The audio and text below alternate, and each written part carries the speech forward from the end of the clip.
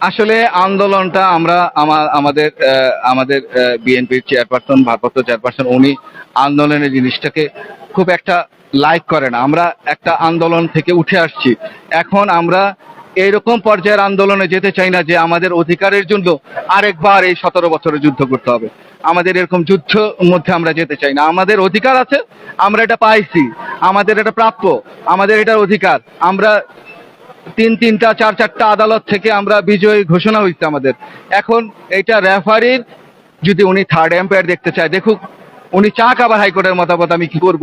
উনি যদি না বুঝে তাহলে বুঝতে আসুক, উনি ওনার অভিভাবক কাছ থেকে বুঝুক। তো ওনারা এটাকে লেন্দি করে রাখতেছেন কেন? আমরা তো জনভোগ দুর্ভোগের ভিতরে তো আমরাও শিকার। আমরা দেশবাসীকে, এলাকাবাসীকে এবং রাস্তার মানুষজনকে আমরা কষ্ট দিচ্ছি, কষ্টটা আমরাও ভোগ করতেছি। আমরা চাই না এই কষ্ট থেকে দ্রুত লাঘব হোক, দেশবাসী শান্তিতে আসুক, আমাদের ন্যায্য অধিকার, আমাদের ন্যায্য প্রাপ্য এটা ইশরাক হোসেনকে পাইয়ে দিক।